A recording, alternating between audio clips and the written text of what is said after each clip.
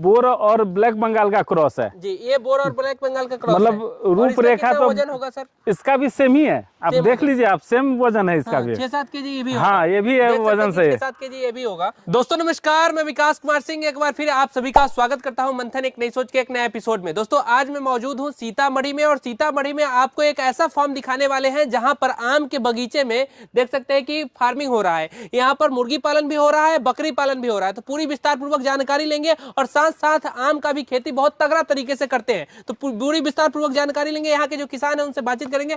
Sir बहुत बहुत स्वागत है आपका हमारे चैनल में। आपका भी मेरे यहाँ स्वागत है। हमारे दर्शकों को एक छोटा सा परिचय पहले दे दीजिएगा सर। मैं समीर राज हूँ जी। गांव सापुर शीतलपट्टी है जी जी। और यहीं का मूल वासी भी हूँ मैं और यही गांव में ही अपना फार्म कर रखा हूँ जी। और पेशे से तो मैं किसान ही हूँ। अच्छा अच्छा। और ये बकरी फार्म मुर्गी फार्म ये शौक से कर रखा हूँ मैं। जी। अच्छा, कितना पढ़ाई लिखाई सर आपका हो चुका है? ये मैं इंजीनियरिंग किया हुआ हूँ दिल्ली से। जी जी। और वहीं पहले बिजनेस भी करता था मैं दिल्ली में जी। और अब तो मैं बिहार हूँ, घर पे ही हूँ। अच्छा। और यहीं पे अपना बिजनेस शुरू किया हूँ, अब यही कर रहा हूँ। दिल्ली में बिजनेस कब छोड़े आप? ये मैं 2022 में छोड़ दिया था वहाँ दिल्ली में। अच्छा अच्छा। तो क्या करते थे सर वहाँ पे? ये मेरा फोमो का काम था। अच्छा। फोम का काम था और ट्रांसपोर्टिंग का काम था। जी जी। अब वो भाई को दे दिया हूँ और भाई ही संभाल रहा है आजकल। अच्छा, तो वहाँ पर दिल्ली का जो बिजनेस है वो भाई साहब को दे करके आप उस बिजनेस से पूरा अलविदा कर लिए और यहाँ पर आकर के गोट फार्म अपना खोल लिए? हाँ यही फिलहाल तो यही हो रहा है। जी। हम देख रहे हैं कि सर आम का बगीचे में आप पूरा गोट फार्म चला रहे हैं, तो ये आम का बगीचे में ये जो आइडिया है ये कैसे आपको डेवलप हुआ, थोड़ा सा बताइए। हमारे बहुत सारे ऐसे किसान भाई हैं, आम का लीची का उनका बगीचा है लेकिन उसका नीचे के में उसका कोई यूज नहीं है, वो पड़ा का पड़ा है। अब मैं इसके बारे में रिसर्च कर रहा था फार्म के बारे में। जी। जब मुझे खोलना था और रिसर्च कर रहा था तो यही पता चला कि ये ठंडा जगह पे जितना अच्छा रहता है उतना मतलब अच्छा रहता है। जी जी। और इसके नीचे जो जमीन था वो भी बेकार ही हो रहा था। जी। आम का पौधा तो ऊपर है, फल ऊपर आ रहा जी है जी। और नीचे का तो मिसयूज ही हो रहा था। हाँ। तो मैं सोचा क्यों नहीं इसी में फार्म बना दूं जी। और इसका सार्थक यूज भी कर लूं, जगह का यूज भी कर ले। अच्छा सर, तो यहाँ पर आप जो आम का बगीचा है ये आप सर आपका टोटल इसमें से कुछ पेड़ कटाई भी किए हैं कि इतना ही पौधा आपका लगा हुआ था टोटल? नहीं, इसका सिर्फ ड्रेसिंग किया हूं मैं। अच्छा। नीचे का जो भी टहनी था जो फार्म बनने में परेशानी कर रहा था, दिक्कत कर रहा था, हाँ। उसको मैं काट दिया हूँ और ऊपर जो भी टहनी निकला हुआ है उसको छोड़ दिया हूँ फलने के लिए और नीचे ड्रेसिंग व्रेसिंग करके फार्म नया तैयार कर तो दिया। ये आम का पौधा को थोड़ा भी डिस्टर्ब आप नहीं किए? इसको ड्रेसिंग करना ही पड़ता है जी। क्योंकि इसको जुताई उताई के लिए खाद बीज डालने के लिए, खाद उद डालने के लिए नीचे मतलब साफ सुथरा करके ही रखना पड़ता है। इसलिए उसको अगर ड्रेसिंग करते हैं तो उसको पेंट से उसको कुछ नुकसान नहीं है जी। उससे अच्छा ही होता है पेंट।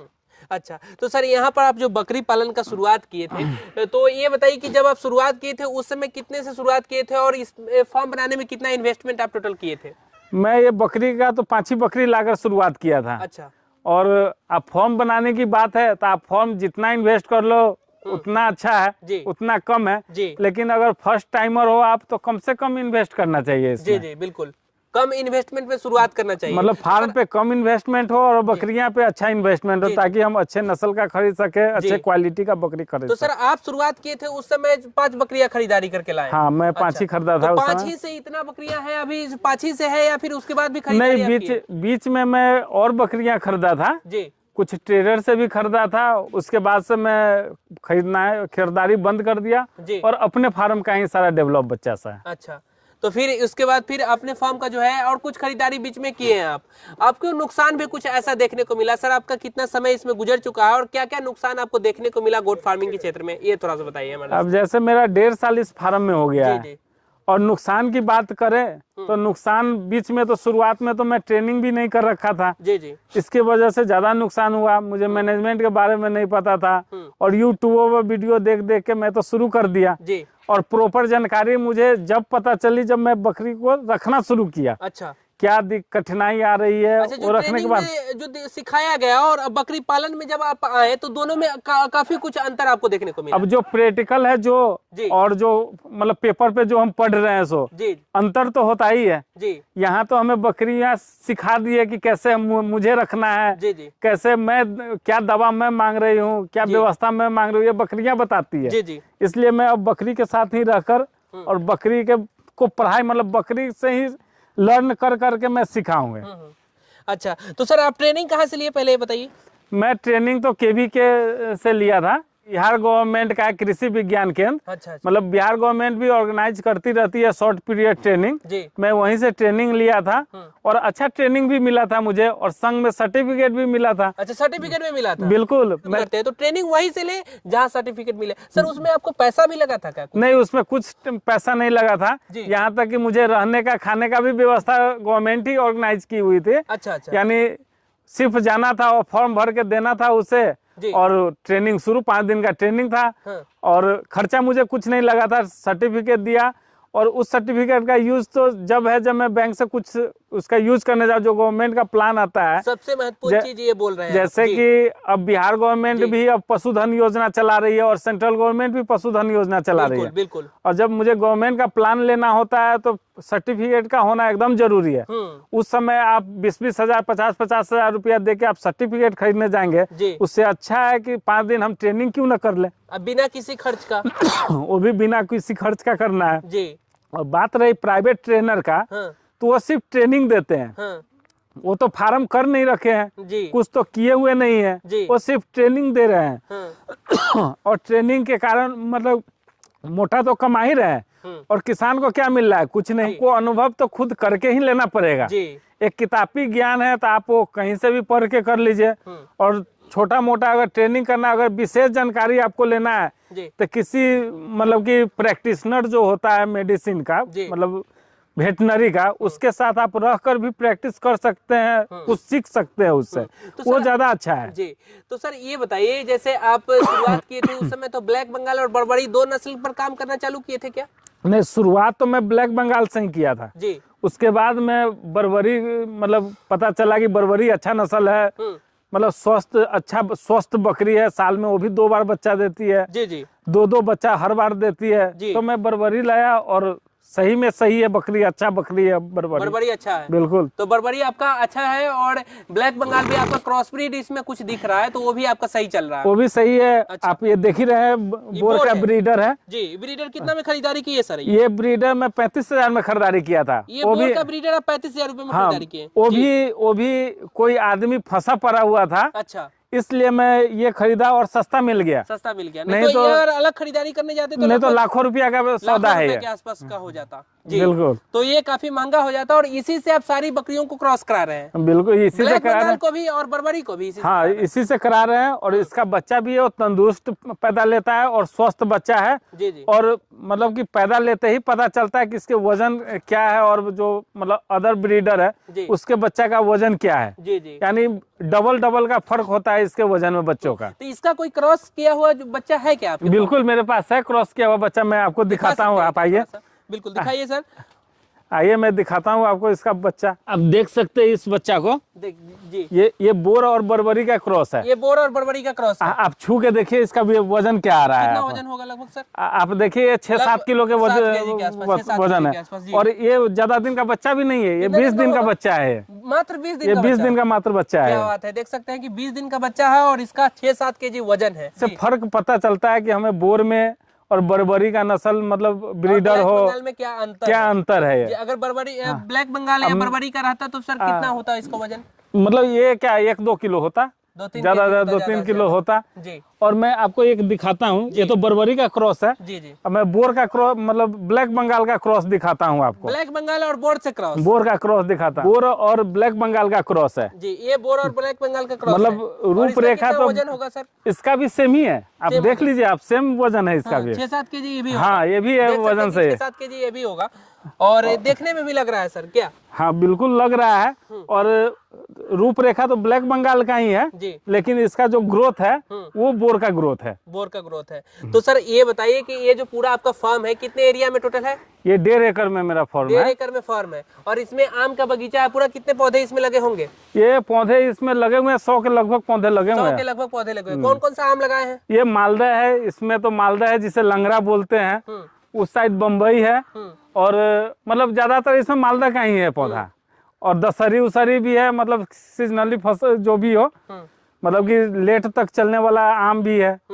तो ये मुर्गी फार्म भी इसमें किए हुए हैं और इधर आम का बगीचा भी है और इधर बकरी फार्म भी किए हुए हैं। तो सर हम ये जानना चाहेंगे, थोड़ा सा हमारे दर्शकों की जानकारी के लिए बताइए कि ये जो आम का जो आप बगीचा लगाए हुए हैं, इसमें कितने इसमें से आम निकलते हैं सीजन में और कितने रुपए के निकलते हैं लगभग? देखिए बता दीजिए। मैं इसको लगभग 1.5 लाख रुपए में बेचता हूँ, इस पूरे बगीचा को। पूरा बगीचे का? हाँ, एक टाइम का मतलब रेट होता है 1.5 लाख रुपए में मैं इसे बेचता हूँ जी। और मुर्गी पालन जो आप किए हुए उससे महीने में कितना आपका निकलता है?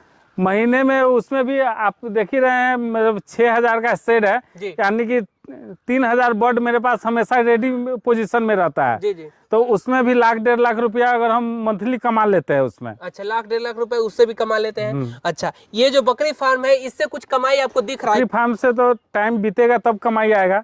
अभी तो मैं इसमें इन्वेस्ट ही कर रहा हूँ।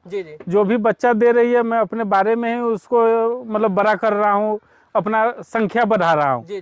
जब मेरा संख्या जो मेरे माइंड में जो संख्या है कैलकुलेटेड, उससे जब एक्स्ट्रा हो जाएगा तब मैं इसको सेल आउट करूंगा। अच्छा, तब तो इसका मतलब वो भी एक कमाई, वो भी तो एक कमाई ही है। हाँ। मेरा अगर संख्या बढ़ रहा है तो वो भी एक कमाई ही है। बिल्कुल बिल्कुल, ये कमाई ही है। और जैसे जैसे आपका फर्म बढ़ेगा तो वो कभी न कभी आप सेल करेंगे तो वो पैसा आपका निकल जाएगा। बिल्कुल निकलेगा वो, मेरा जो भी इन्वेस्टमेंट है वो तो निकल जाएगा उसमें। जी, हम थोड़ा सा देखना चाहेंगे कि सर खान पान का जो मैनेजमेंट है ये क्या क्या आप दे रहे हैं? तो भूसा वगैरह केवल रखे हुए हैं इसमें और चोकर रखे हुए हैं, ये क्या है? इसमें भूसा है और गेहूं का आटा है इसमें। जी जी, गेहूं का आटा है? गेहूं का आटा है। एक टाइम तो मैं यही खिलाता हूँ जी। दलहनी भूसा वगैरह नहीं देते हैं क्या? दलहनी भूसा के लिए मैं इसमें मिनरल मिक्सचर यूज कर देता हूँ, जिससे इसको मिनरल सब मतलब पूर्ति हो जाए। जी जी।